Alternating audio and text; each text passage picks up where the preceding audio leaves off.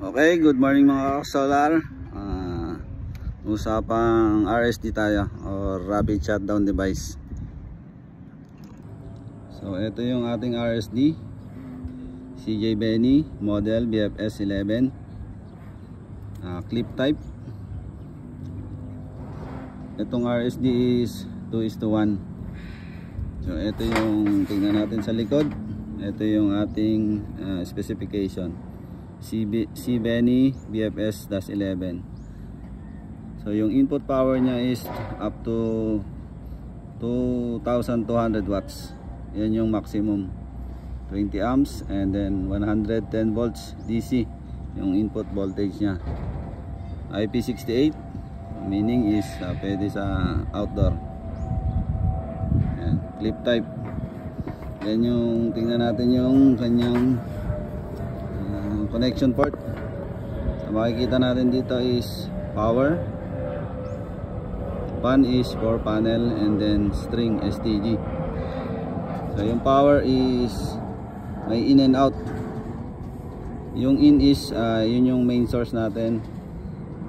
Doon sa push button sa baba, yun yung 24 volts ang magpa power up sa kanya. And then yung out, yun yung connection natin, yung power, yung naka-string para tuloy-tuloy yung ating power.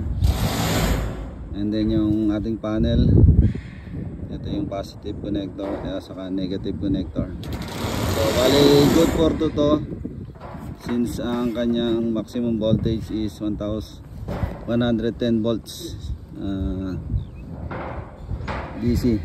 So normally ang power panel VOC natin is 50. Itong gamit kasi namin dito is 585 watts na Jinko. Ang VOC niya is 52 something. So lumalabas 104 lang. So kung ang VOC nyo is around 55 pasok pa siya, 2:1. So naka-series yung ating dalawang panel na 585. And then ito yung connection niya, yung in ng panel ng positive.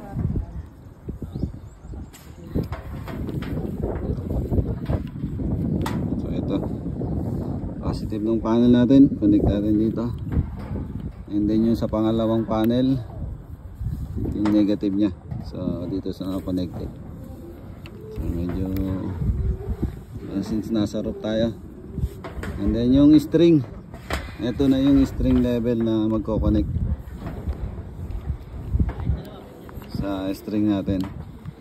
So kung ang string natin is sample dito is 8 pieces yung aming panel na 585. So ito connected tong string. Yung positive niya is ayun yung connection papunta sa baba. So ito yung sa umpisa ng panel. And then yung pangalawa, yung negative, yun na yung magko-connect sa string natin or sa RSD natin para tuloy-tuloy. Naka daisy chain o yun. Ayan, para tuloy-tuloy siya. And then yung dulo niya, ayun, lalagyan lang natin ng paano ba tawag doon? End cap para hindi pasukan ng tubig. Katulad nito, ito yung kanyang magiging dulo. So kailangan natin takpan to. Ayan.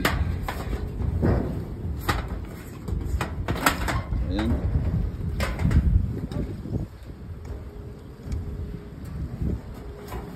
Siguro maganda gawan din natin ng diagram para medyo maintindihan ng ating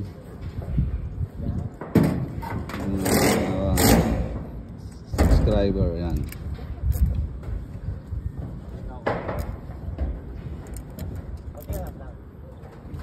Ayan, kaya natin nilalagyan ng RSD siyempre para sa security, hindi tayo kakaba-kaba. Yan. Para once na magka problema sa taas is disconnected yung ating harvest ng ating panel.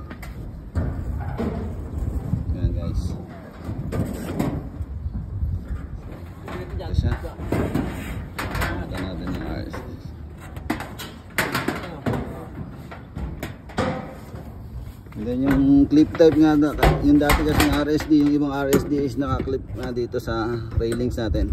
Ito is sa likod ng panel, naka-mount. So bali nakaganito siya.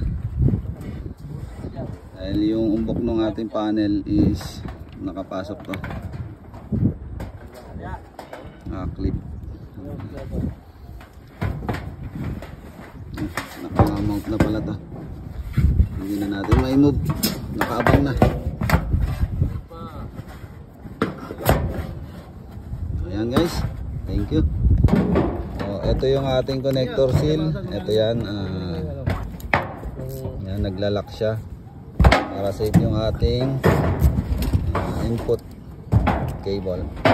Then bubuksan siya, ganito lang, iniikot lang.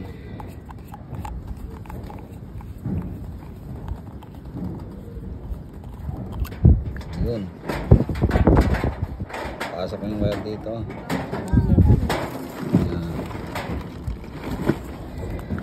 Then dito yung ating input, para nakalagay yan.